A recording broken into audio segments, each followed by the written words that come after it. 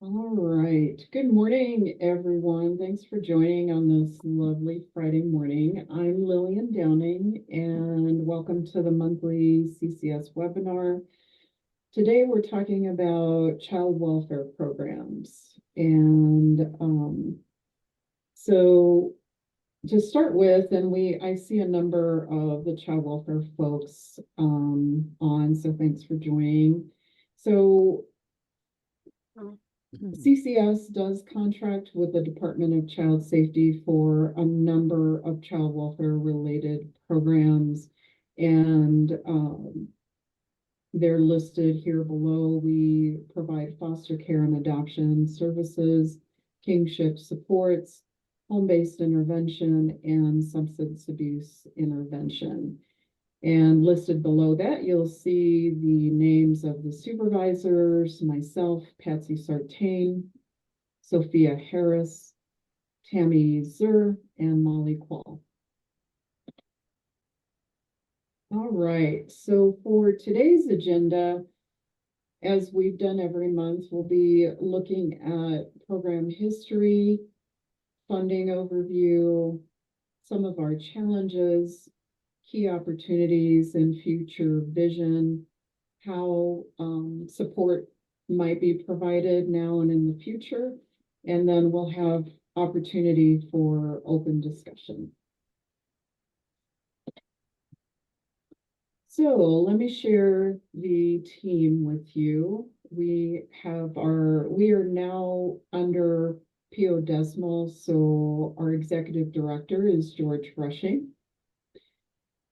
Again, I'm Lillian Downing, the Associate Director, and I also oversee the Family Connections and Nurturing Parenting Program. We have Sophia Harris and Tammy Zur, who are the two supervisors for our Arizona Families First program. Sophia covers the southern counties, and Tammy covers Northeast. Then we have Patsy Sartain, who is our foster care and adoption supervisor and also assists with the new Kinship program. Patsy is in Cochise County. Molly Quall is our Kinship services supervisor. She's in Pima County, but does cover Kinship services in a number of counties. Then we have Alexis Mulvaney. She is our child welfare operations manager. And last but not least, we have Beth Howard, who's our administrative coordinator, and she is housed in our Sierra Vista office. So, child welfare. I've listed on here today that child welfare today is about trying to do things differently than how we've done them historically. For those that may not know, April is National Child Abuse Prevention Month. And this year, President Biden has invited us to stand together to prevent abuse and neglect, to support brave survivors, build strong communities and families where every child can grow up happy and safe. In the present, today, we are challenged to do things differently by addressing the root causes of child abuse and neglect in a more supportive, innovative way in partnerships with our communities to enhance caregiver protective factors. And we'll be talking more about protective factors. So today is an opportunity to learn more about, within our communities, how do we provide more purposeful intervention work to help children and families thrive within their community setting. Now I'm going to share a short video with you. All right, can folks hear me now? Yes. Okay, sorry about that. It worked in before, but it's not working now. So anyway, and what I can do, I'll ask Laura to send out the link. It's a very short video that really talks about how we work together to enhance parental capacity, and really that today part of addressing childhood adversity is really looking at causes, which have to do with poverty, racism, mental health issues, substance abuse disorders, and other key stressors that impact our families and their ability to successfully parent their children on their own. So I'll share that with you. Sorry about that. All right. So let's talk a little bit about protective factors that impact the reduction of childhood adversity. So protective factors are conditions or attributes that mitigate or eliminate risk that can increase the health and well-being of children and families. And this is something that has been studied for many years. And as a result of looking at child fatalities and near fatalities over many decades, there were trends and patterns that were seen. And so protective factors to reduce or eliminate these causes were developed. And protective factors can help parents develop the tools they need to parent effectively under stress, especially. So protective factors, the major ones include knowledge of parenting as well as child development, parental resilience, social connections, and concrete supports. And over the last one or two decades, this has been a shift in focus in child welfare to really look at developing strategies to promote a strengthening of families and identifying supports that help children stay with their families and prevent them from entering the child welfare system to start with. In fact, April has more recently been designated as Family Strengthening Month in response to the growing body of knowledge and research in support of the importance and the impact of family strengthening approaches. So that kind of gives you a general overview. So let's start talking about our specific services. All the programs I will be talking about this morning are in partnership with the Department of Child Safety. We contract with them to provide a number of these services. These services are referral based for the most part. So first, let's talk about Arizona Families First. This service, we've been involved with Arizona Families First probably since 2018 or 19. And this service provides intervention, coordination, and support for parents involved with the department who have substance abuse concerns impacting the care of their children.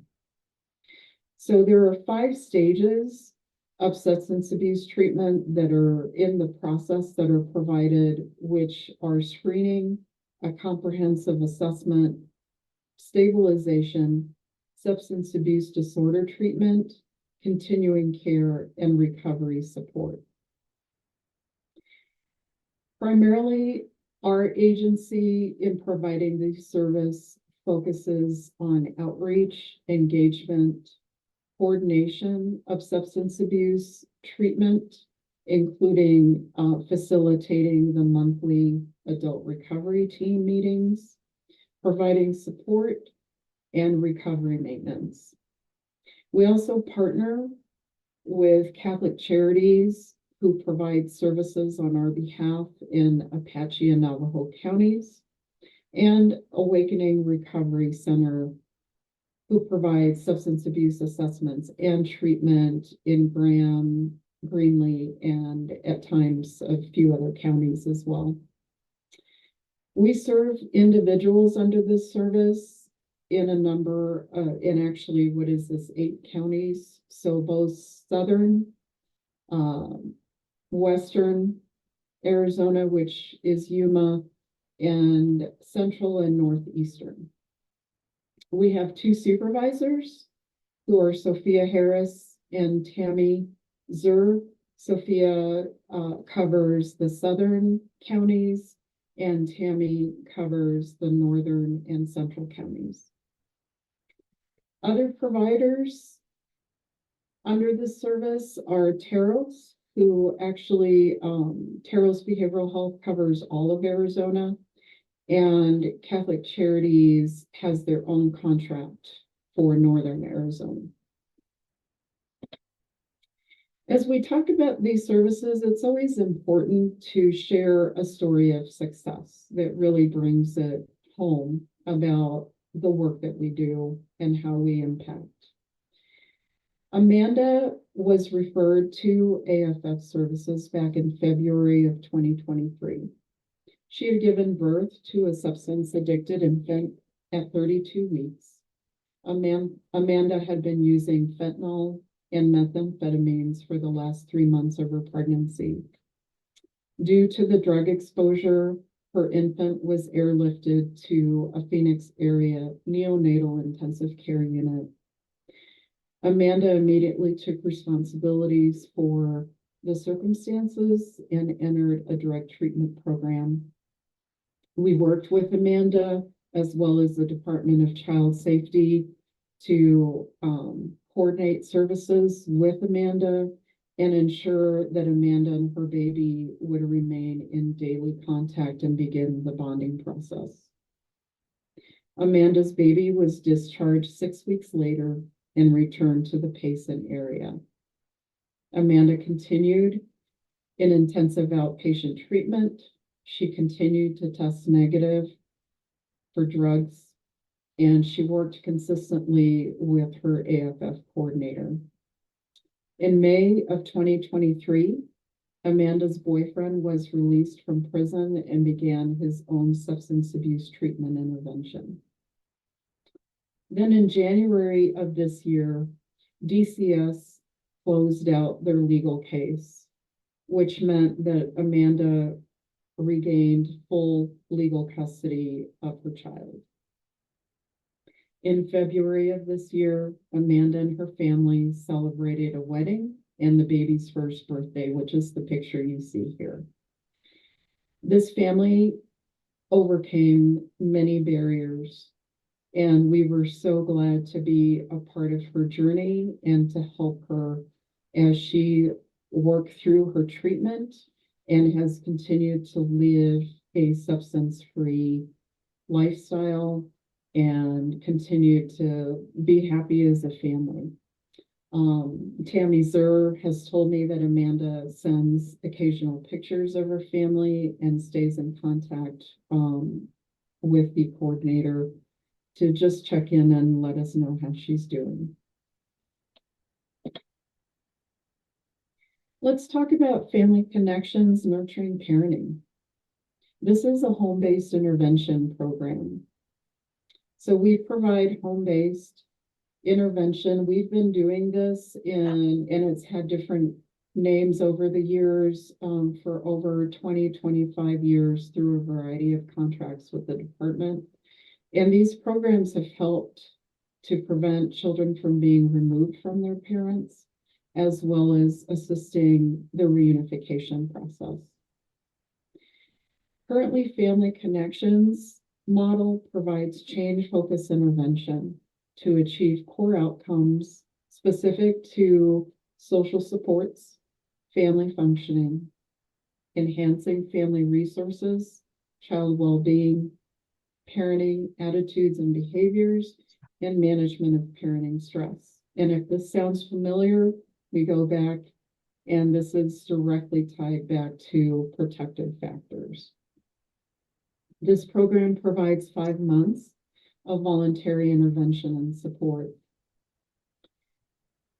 The Nurturing Parenting program that's also under this contract provides a 4-month parenting skills education and coaching utilizing the nurturing parenting curriculum, which includes providing a specific lesson each week, encouraging the parent to develop an activity they will conduct with their child to demonstrate the particular parental core, and also then to provide a debriefing session with the parent on how they're doing in enhancing those protective factors and core outcomes.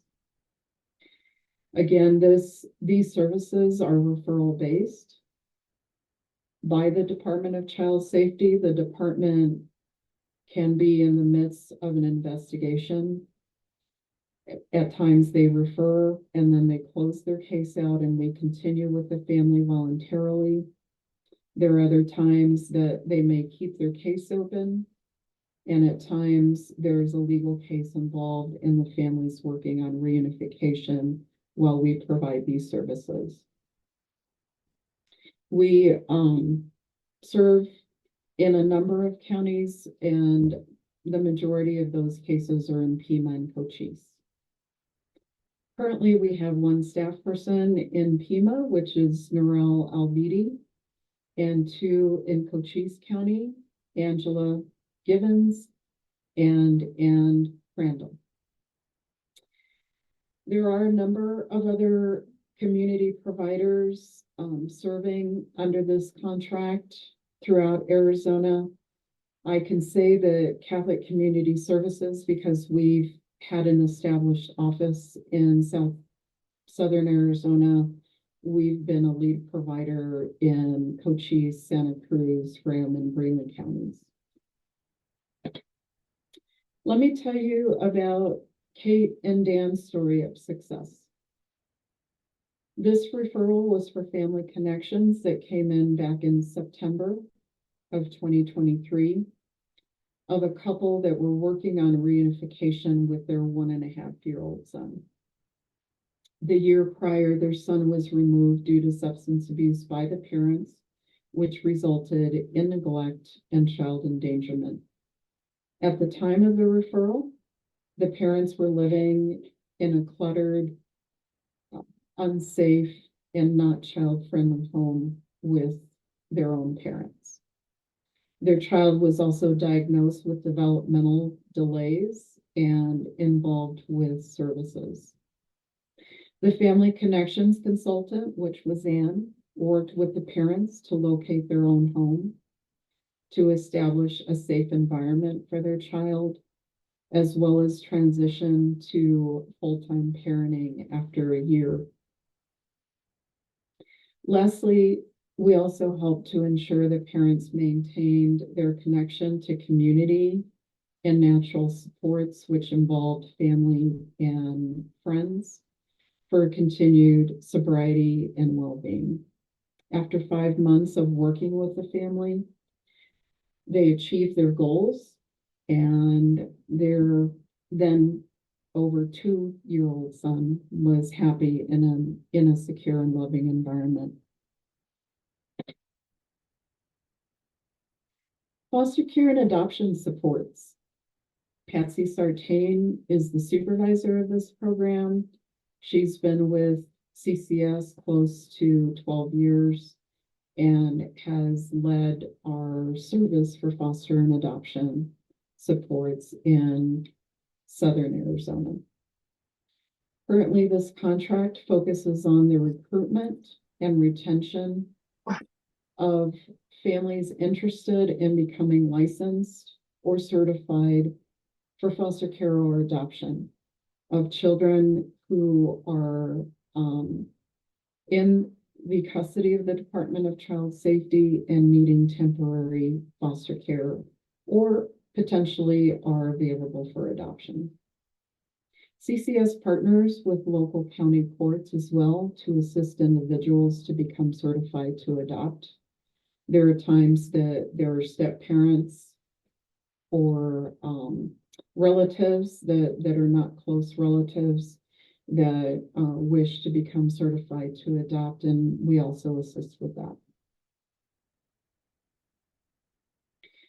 We serve families in 6 counties, as you see here.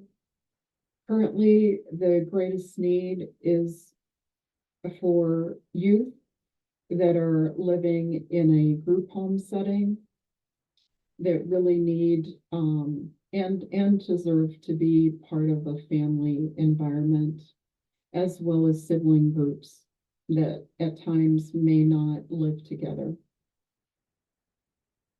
We have Patsy Sartain, who's the supervisor, and we have 4 staff providing foster care and adoption supports.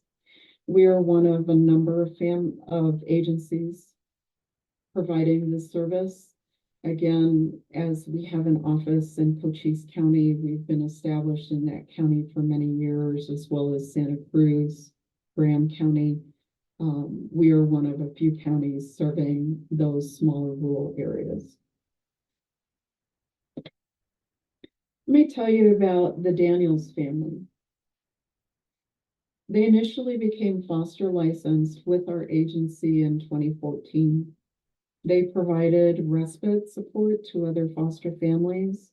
They also fostered children and later said they were interested in adoption. The family did adopt 2 daughters from DCS Care in 2016. The family then later reached out to CCS in 2022. Their 15-year-old daughter befriended someone at school who was residing in a group home, and the Daniels family daughter wanted her family to open their home and their hearts to this friend. This foster relationship did happen, it flourished, and in September of 2023, this family adopted the youth. Our newest program is Kinship Support Services. We provide specifically focused support for Kinship to become foster licensed, adopt, or establish guardianships of relative children in their care. This agency over many years has supported Kinship, both in a formal setting in partnership with the Department of Child Safety, at times in private settings, family reaching out, wanting to adopt their kin. This contracted service began in February of 2024, and we are working diligently to establish new Kinship support partners in our communities currently. The DCS population, under this service, DCS will refer these families to us who either desire to be placement for a relative child, or the relative child is placed and the family needs to be assessed and provided support, potentially for becoming licensed, or to continue to provide support to help them learn to navigate the child welfare system and other professionals working with them. And we stay with these families until that child achieves permanency, either by returning to their family of origin or through adoption or guardianship. Currently, we're serving in 6 counties, both central and southern Arizona. We currently have 4 staff. Our supervisor for this program is Molly Paul, and Patsy Sartain and her staff also assist with the program. There are a number of other agencies in counties across Arizona providing this service as well. As with some of our other services, we are one of the few providers that have an office and have been established in southeastern Arizona for many years. Our program funding. Arizona Families First is actually, we can bill for the time that we're providing coordination services, either with or on behalf of our clients. AFF treatment is provided through partnering behavioral health agencies who directly bill access when, as most of the clients involved with us are access involved or access eligible. We also provide incentives through gift cards that are available to clients who complete specific milestones throughout the life of the case. The remaining contracted programs we have are paid a percentage of the case rate based on milestones achieved during the life of the case. Funding for services definitely with these programs can be unpredictable and are often dependent on the number of competing providers, the volume of referrals at any time, and the demand for services. Another factor that often has an influence is the turnover of DCS staff, how well they understand the services, and how and when they refer definitely has an impact. Current challenges in Families First and Family Connections Nurturing Parenting. Again, as I stated earlier, the fluctuation in the number of referrals by county each month can vary and can be very unpredictable. It creates challenges at times to maintaining full caseloads for our staff. We, over the years, have had difficulty recruiting staff to serve the more rural areas, which then leads to our existing staff traveling further to serve clients. For foster care and adoption and kinship supports, the work is primarily based for foster care and adoption on the recruitment of new families to complete the process to become licensed for foster care or certified to adopt. So we work to recruit new families to replace those that have closed, as well as trying to maintain children in those placements. This can create challenges for us in maintaining full caseloads. Again, difficulty recruiting staff in more rural areas, which leads to existing staff traveling further distances. Let's talk about key opportunities and vision. For Arizona Families First, we have opportunities really to increase our intervention services. So not just for outreach and intervention, but also to expand the continuum of treatment services under this contract. Also to provide increased opportunities, especially for individuals in very rural parts of Arizona, to be able to access treatment and support, as well as through increased partnerships and expanding the continuum of services to better address individuals who are dually diagnosed. Many of us know that people don't have substance abuse issues alone. Many times they're dealing with behavioral health issues that have been unaddressed, or they've had difficulty accessing services, and there are opportunities for us to help and assist with that. What do we need to get there? Training. We're working on establishing processes for case management and treatment services, so we should see more information on that coming up this year. Family Connections Nurturing Parenting.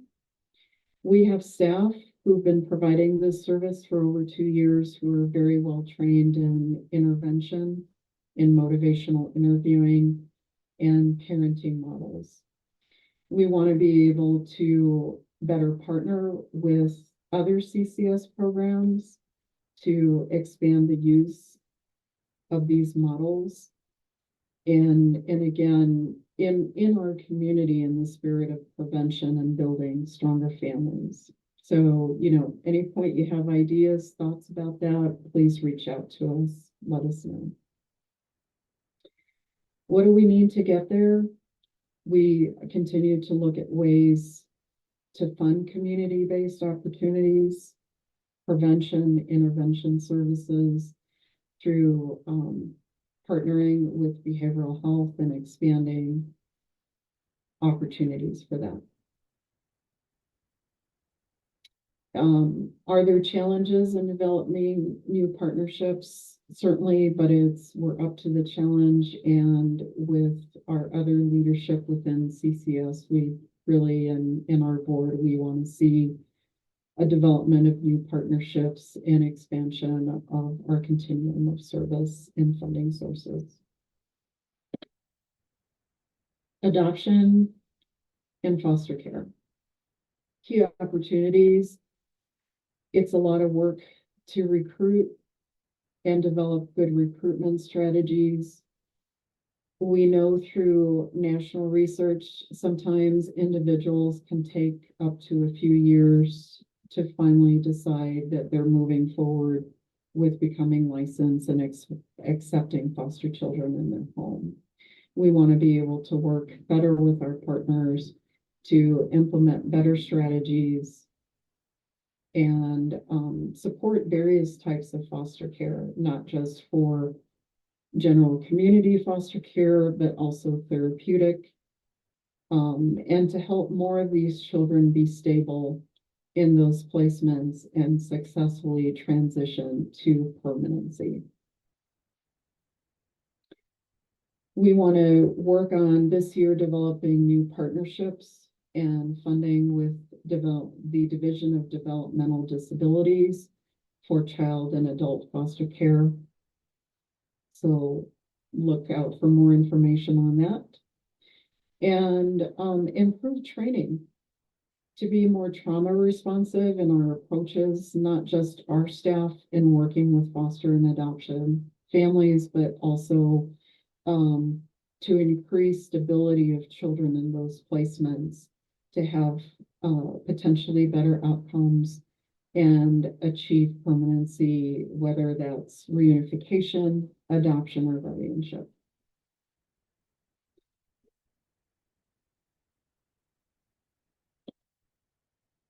For kinship supports, again, we're just getting started. We're working to establish better connections with our community partners that help support kinship families with tangible goods, with making improvements to their homes so children are safe in their care, to provide better, more fluid connections to supportive services for kinship families.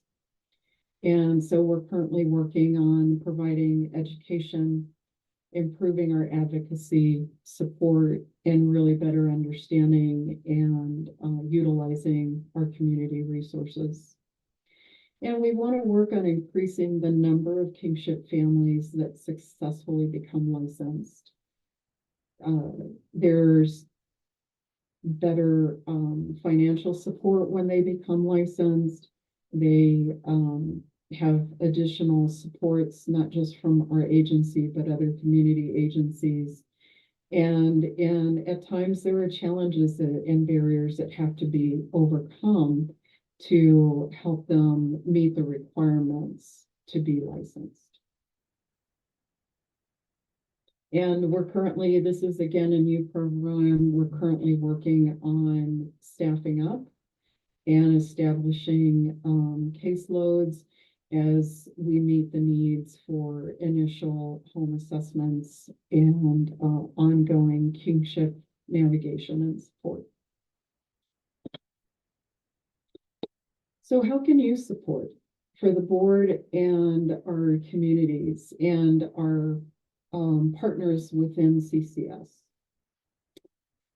I would say again, it's so critical in today's child welfare arena to really develop strategies and opportunities for more prevention services to strengthen parenting and child well-being. And we want to be able to work on, we currently have no volunteers, but we want to be able to work in the future to develop volunteers to provide peer support for individuals and families to help them learn to navigate the systems they're working with, to assist with transportation, identify and provide necessary goods. Donations, any and all donations are always welcome. A few ideas are to provide gift card incentives for achieving goals, toys, family games, books, arts and crafts, household supplies. You know, often these families have very little. They're really trying to stretch that dollar out. They're making difficult decisions about, do I pay the rent? Do I have enough money for gas?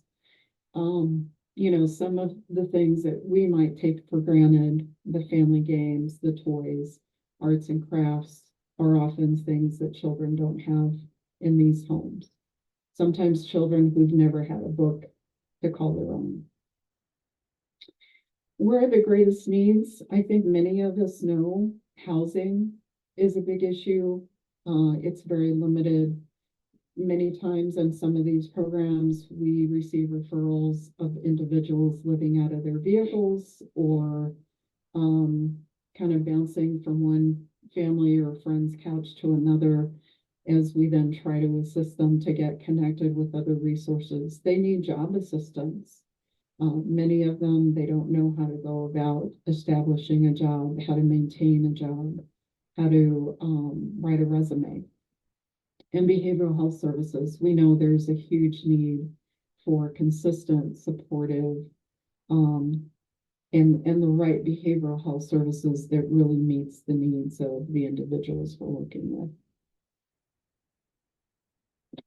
All right, so I'd like to open it up for any questions, open discussion, one and all, anybody?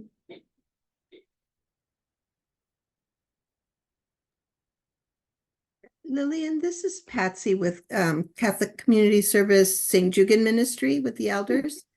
I get a mix of calls, not just for my seniors. And I have had a couple of folks wonder, because they had read an article about foster children needing like a suitcase or a backpack or something that was their own, because many come with their clothes in a bag, like a grocery bag or whatever. Is that something also that you folks could use? And in addition to that, where would donations be sent to? Yeah, so people can reach out to me. Unfortunately, we don't currently have available space to store things like that. Okay. Often through the Department of Child Safety, they've given children suitcases. There's always a need for school supplies, for school backpacks, for books, arts and crafts, toys, those kinds of things. And even for babies, I mean, we become involved with a number of cases where parents have newborns and have very limited supplies, diapers, formula, those kinds of things. So again, we try to work with our community partners who provide those services, but sometimes it's not enough, or we need some backup in an urgent situation where, gosh, we just got this referral, this family has nothing, and we're calling and scrounging around trying to find the resource. So, you know, any thoughts people have about how we might better partner and connect to have some second and third choices in these kind of situations, we're always open to having that discussion and that assistance. So yeah, reach out to us. Okay, thank you. And it's okay to share your number and email with folks. Please. Okay, thank you.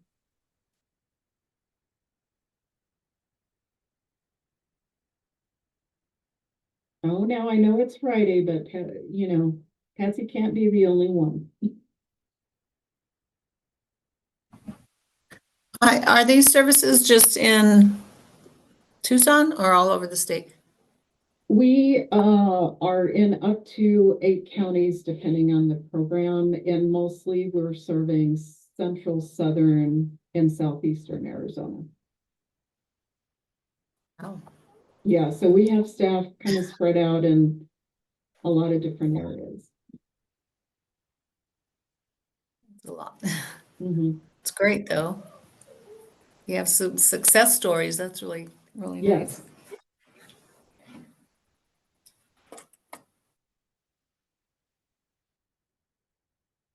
Anything else? Just thank you. A big, big thank you to you and the staff because there is great need and children like the senior population, because they don't have a big voice, Mhm. sometimes are lost and forgotten. So I applaud all the efforts that you and your staff are doing. And I definitely will be keeping all of you in prayer that you keep growing. Thank you, Patsy. That's wonderful to hear. And it is true. Like seniors, children are very vulnerable, and families that are just trying, parents that are trying to do the best they can often are in very vulnerable, might be kicked out tomorrow kind of situations, or I don't know how I'm going to buy food or pay my rent. And we all know that. But you're right, we don't always see the children that are connected to those parents trying to figure life out. And so, the more we can all do together to support these families, the better off they are in the future, right? Lillian, this is Laura. Jose Vasquez has a question. He would like to learn more about the parenting nurturing. Can you talk more about how we nurture the parents?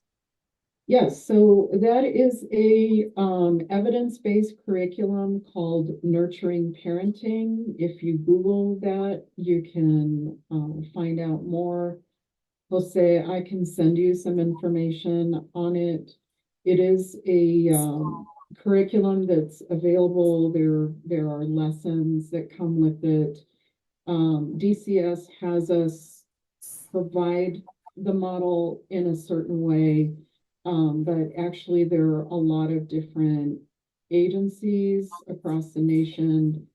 And actually in the Tucson area, there are other agencies that are offering nurturing parenting to community folks, and I can get you that information as well. So reach out to me and we can talk further.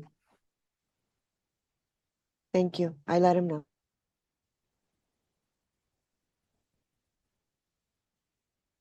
Anything else? We have, I can give you back 10 minutes or any other questions, thoughts? This is Sherry. I'm at the Forgash House in Sierra Vista. Hi, Sherry. Hi.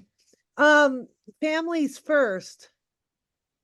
So can we enroll our people in families first? Do you have a section down here in Sierra Vista, or would it have to be through Tucson? How would I go about that? So we do have staff. Sophia Harris is actually out of that area, the supervisor, and she has staff down there.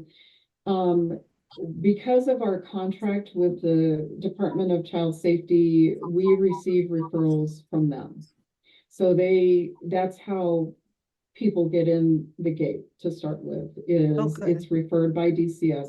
Now, that doesn't mean that because we can follow an individual up to a year, sometimes longer, as they work through recovery and in recovery maintenance, we do partner with other agencies that are working with that individual. So, you'll when Laura sends out the PowerPoint, you'll have Sophia's name and contact information Oh, if you'd good. like to connect with her about, anyone that might be in a shelter or has moved, is transitioning out.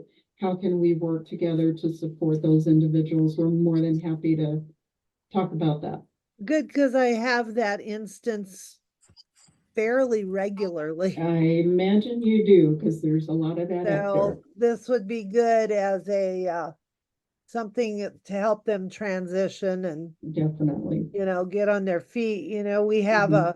a housing program if they qualify for it. But I think this would be more help.